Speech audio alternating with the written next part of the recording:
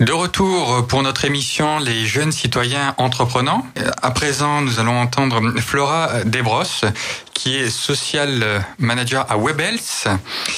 Donc, s'il te plaît, chère Flora, peux-tu te présenter en quelques mots ? Alors bonjour à toutes et à tous. Donc je vais vous expliquer mon métier dans quelques instants, mais tout d'abord je vais vous expliquer ce qu'est la société Webhelp. Donc Webhelp, c'est une société créatrice de contenu numérique. Donc qu'est-ce qu'un contenu numérique ? Je pense que tout le monde se pose la question. Donc c'est du texte, de la photo, de la vidéo et de la base de données que l'on retrouve sur Internet. C'est en gros tout le contenu que vous pouvez voir au quotidien sur les sites web que vous visitez. Webhelp s'est doté d'une équipe de 10 personnes qui permet au quotidien de générer l'ensemble de tous ces contenus.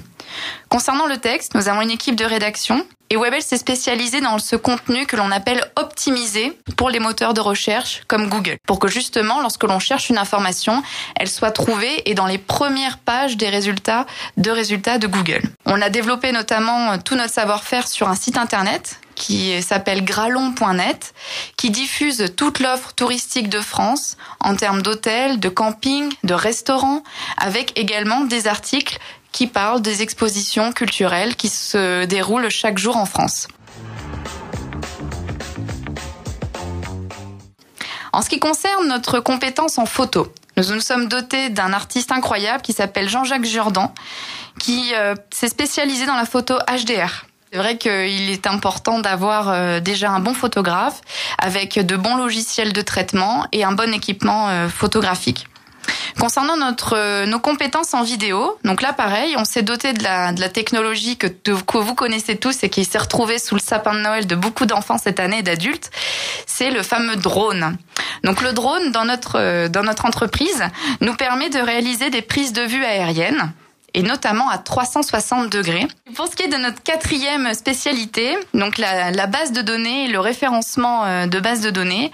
Donc pour ce faire, nous avons développé un programme qui s'appelle Next2Me.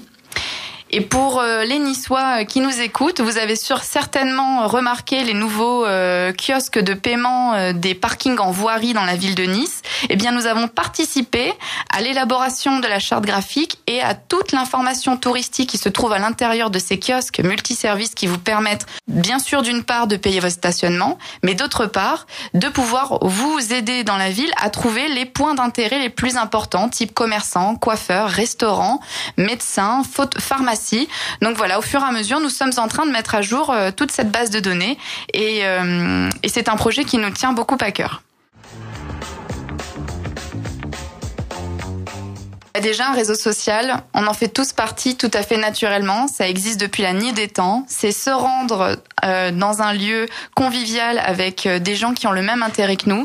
Donc c'est soit aller au bar du coin pour discuter de son week-end avec ses amis, donc c'est notre premier cercle social, c'est nos amis, mais ça peut être également des gens avec qui on partage une passion. Et avec l'avènement donc d'internet, le numérique qui s'est fortement développé, eh bien il y a les fameux réseaux sociaux numériques qui ont vu le jour avec le fameux Facebook en 2004 qui partait de l'idée de fédérer, de créer la communauté des étudiants d'une université américaine.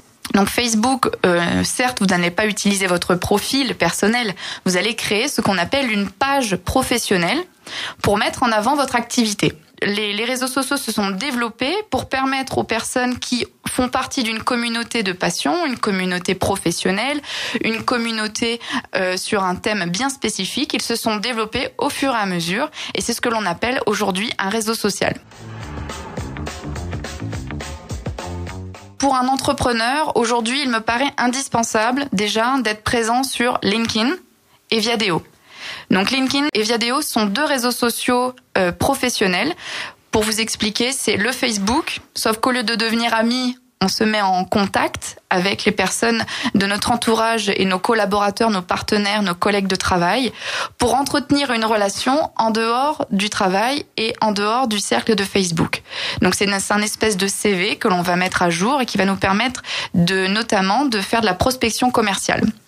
Il y a également l'outil Twitter, donc qui permet de diffuser des micro-messages de 140 caractères maximum et qui permet de prendre la parole avec n'importe qui possédant un compte sur Twitter.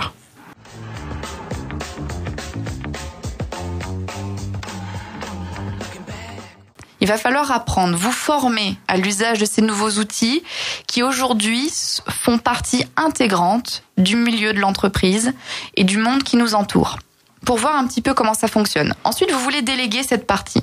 Soit vous avez un collaborateur en interne qui peut justement prendre la main et diffuser du contenu à forte valeur ajoutée sur les réseaux sociaux pour parler à votre communauté. Et bien là, dans ce cas, pas de problème, il pourra prendre la main. Mais par contre, si en interne vous n'avez personne parce que vous êtes tout seul, vous pouvez passer par une agence spécialisée qui vous dédiera un community manager, c'est-à-dire une personne qui va prendre la main, qui va parler en votre nom sur les différents réseaux sociaux que vous aurez choisis avec lui. Et vous aurez monté une stratégie digitale, une stratégie social media, comme on l'appelle, pour pouvoir justement atteindre les objectifs de visibilité que vous vous serez fixés. Mais sachez que cela coûte de l'argent, alors qu'à la base, justement, être présent sur les réseaux sociaux, c'est essayer de minimiser son budget communication, et c'est ce que permettent de faire les réseaux sociaux aujourd'hui.